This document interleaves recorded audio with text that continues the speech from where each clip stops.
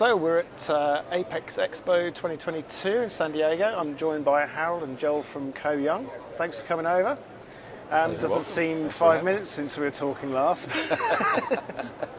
It's been a few, right? Yeah. A few minutes. So, I mean, you know, we've said before, I said at Productronica about, you know, actually getting back together and talking to people face to face. And we kind of felt there that was probably we're coming out of everything then.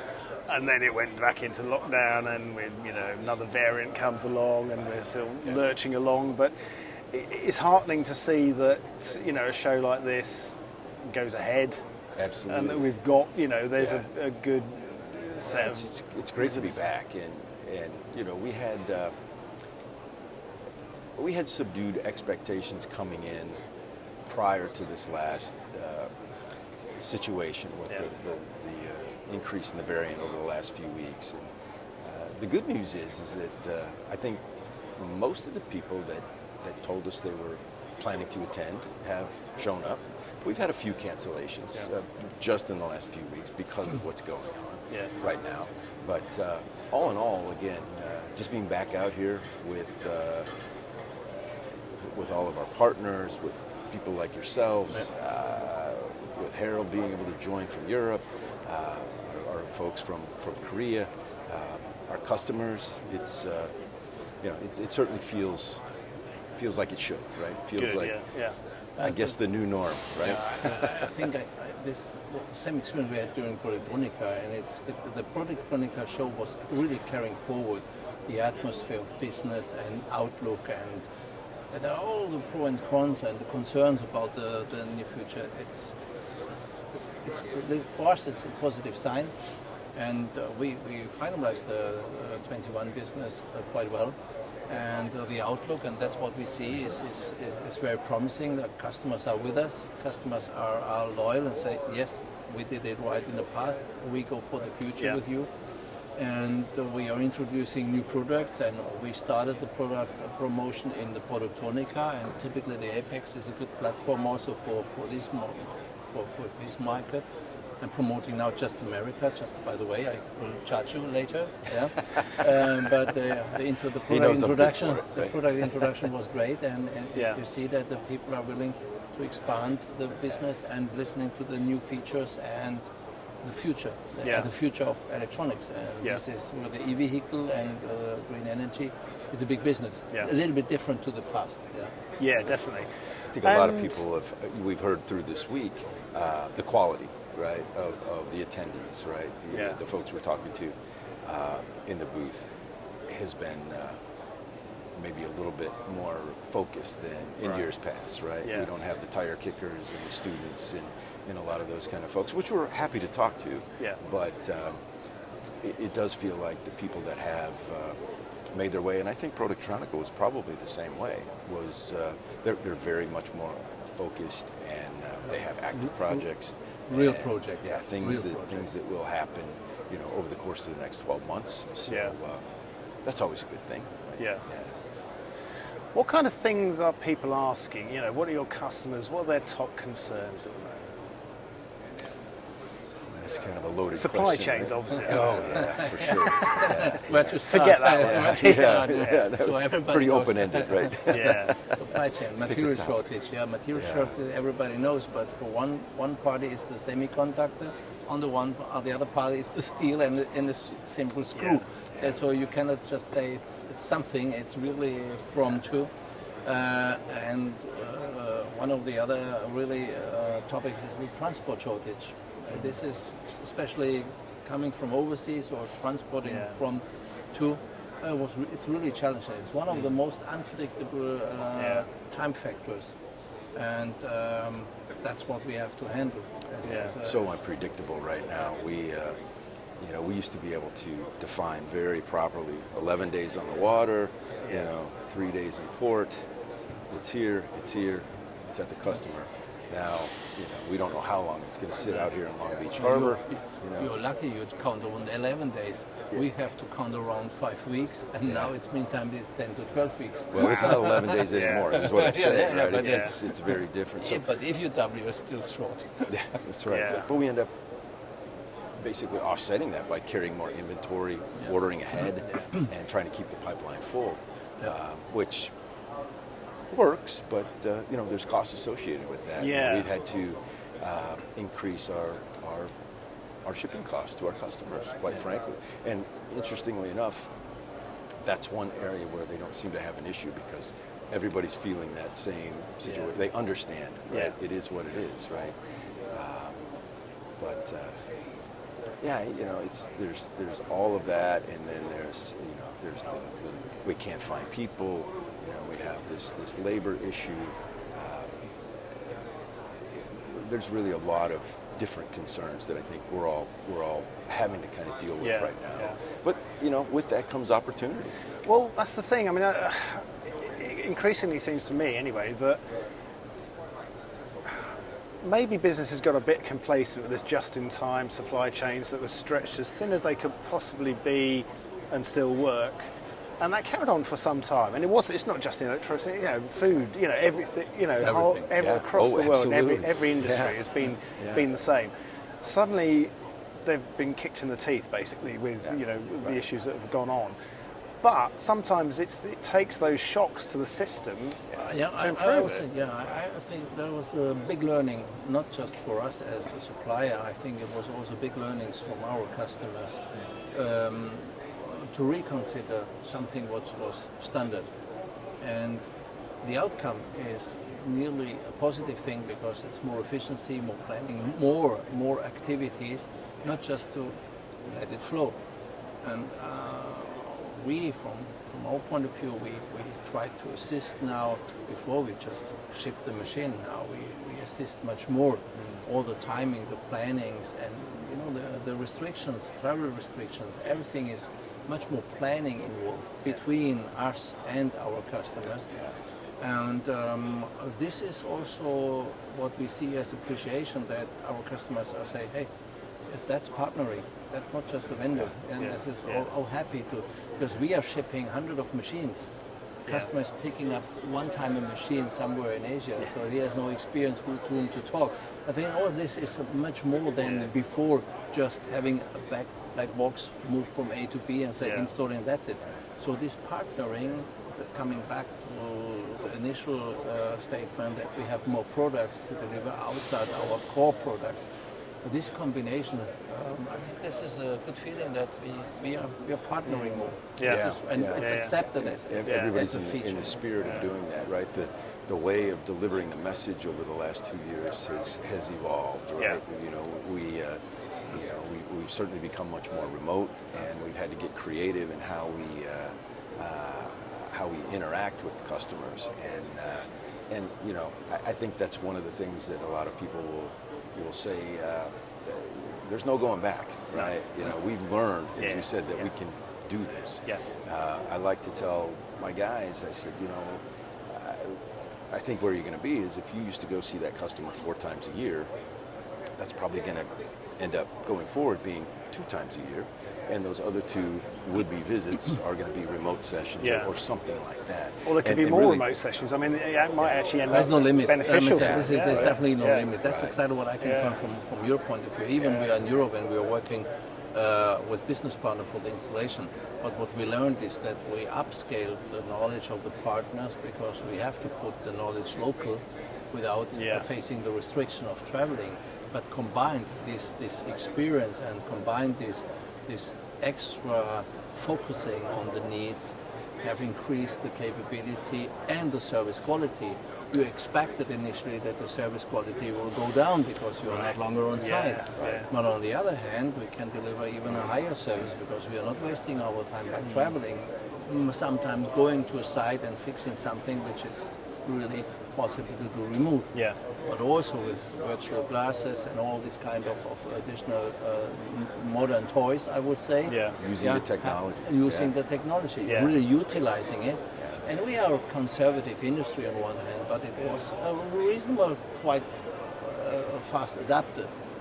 That, again, this is together upscaling the workflow, upscaling the way of exchanging information.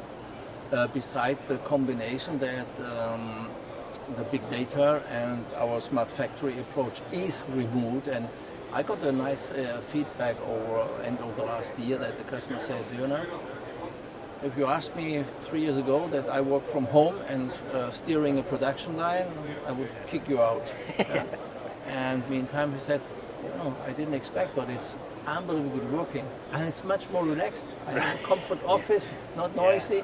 Yeah. And he was really enthusiastically also explaining to his bosses that even this process control in the real life, in the real world, in the production environment, yes, you need to touch the machine sometimes. That's our engineering way to do. But it's possible. You're not out of business. You're just going for a new approach. And I think this converting is also not on our side, but the smart factory, the idea to provide the data, to control, this enables the, call it the remote office or the home office. It's more important than ever. Less human intervention at the manufacturing level, right, is where we're going. So all of these things kind of play together. The other big opportunity that I think we're both seeing in the Americas and in Europe is the reshoring / nearshoring initiative, and that's we think going to mean good things, at least for those two regions. Certainly it's going to come from somewhere else, but I think for Europe and for the Americas, we're going to see an uptick in business because of that, and all in the name of basically eliminating these supply chain nightmares, right? These customers of ours just cannot live with what they've had to live through the last 2 years or so. Yeah, something has to change. With regards to how that gets done. And it's a good starting point because technology comes in, is the next generation. So it's nothing that you have just from A to B and then transition. It's new, smaller, it's more dense, and if you see the micro LED and all this small mix between the semicon and the back end comes closer to the SMT process. So all this combined with the reshoring, which I mentioned, is a need. We see it in America on the request. We have shown the products here on the Apex, but we have the same in Europe. It's not ready yet, but there is a lot of move, a lot of intention to build up the resources and to get this independency back. And that is what is another, beside our core business, additional positive outlook. That the willingness to take back this knowledge and know-how, keep it in-house and stabilize the competitiveness, not just from the company, it's the competitiveness of a region, of a country, and of a complete industry. And I guess, being a big global company like yourselves with big interests in different territories, you learn from yourself. What's happening in one territory can knock onto another one down the line. In particular, Harald and I, we've had a close relationship for many years, as did Harald with my predecessor, and it's been very healthy, right? It's we challenge each other. We jokingly kid back and forth about who's doing better at any particular time, but we have fun with it, and we share best practices, and we're going to do more of that going forward, and we can do that now because we've both invested in the infrastructure to do that remotely. We don't have to get on a plane and go to Germany from here, and he doesn't necessarily have to send people. We'll do some of that, but we can do so much more of it now remotely, where previous to this, we didn't have the infrastructure, we didn't have anything pushing us to do that. It was, go buy a ticket, go get on a plane, go spend a week, right? So, all of these things, it's just everything's evolved. Everything is evolved. And beside this kind of service structure, there's one more important thing. The semicon business is already very, very big in Asia. We all know, because we know that the semiconductors came from. And it was a huge boost for us as Iain when we introduced the machines for these back-end processes. And we introduced 2 years ago the machine for Productronica, and nobody was interested. And last year, Productronica, suddenly it was an eye-catcher like a magnet. Everybody would like to see. So this experience we had in Korea from our supported from headquarters is moving now into subsidiaries, and this makes our life easier because there is a proof of concept. We are not introducing new machine. It's an old machine, but the market is just new. Yeah. So it's a big difference between if you go for a market which you have no experience, and now we have already 2 years, even more years experience in. But the boost was really the last 2 years, and now we see that it's swapping over, and the interest is very high on the Meister series, and that's just, we just take the opportunities. Yeah. But it's an add-on business. That's the good thing. We used to build things in certain parts of the world because those parts of the world were good at that, and they had the infrastructure. Now, again, with the reshoring, you're seeing all kinds of investment in both the Americas and Europe, in fab, in higher level of semicon. Again, everything that wasn't really even on the radar several years ago is happening. So, again, more opportunity, right? And it'll be very interesting going forward. Certainly more opportunity for us with the products that Harald alluded to, and more of that on the way. So it's exciting. It's quite a refreshing mental attitude, isn't it? You know, I think it's it's freed up a lot of thinking actually, because it's about an attitude. We've had to rethink. It's reinventing. I think between rethink and reinventing. Yeah. That's. But again, if this hadn't happened, would that have happened? Would we be doing this? Exactly. Probably not. That is it. We just keep going like we always I have. would say, though it was nobody likes it, but I have to say we learned a lot. Yeah. And even long in the business, it was a good learning, and not only the learning. I think it's observing the situation, learning, and then apply what. And this is before it was kind of I will manage it. It's really much more straightforward. Yeah. That's good. It's exciting times actually, isn't it? You know, I would say yes. It's kind of turned into that, right? Yeah. It went from sort of frightening to panic. You have to look for the opportunity, right? That silver lining. Yeah. And it seems to be there. Yeah. And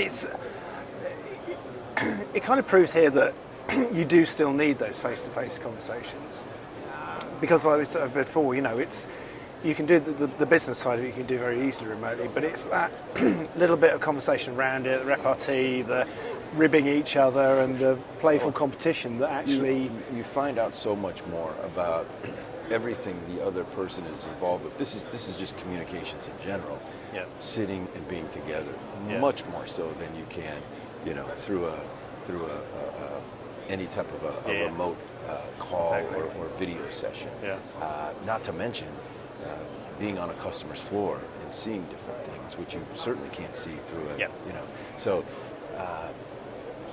no doubt about it. The human aspect of this and the ability to be able to be face to face, even with all the technology and everything around us, has to stay in play. It absolutely has to. Yeah. Well, thanks for spending the time to talk to us. It's great to see you both face to face again. We're happy we'll see you. Happy to be seen. Yeah. He's invited for the SMT, so maybe we have to gather the next interview during the SMT show. Exactly. Yeah. Nuremberg. Yeah. Do that, and then I guess not Electronica. Electronica. We will be at Electronica. And here again next year. So the merry-go-round. A lot of things can happen between then and now. Let's hope most of them are good. Yes, exactly. Yeah. Thanks a lot, guys. Good to see you. Thanks very much. Thank you.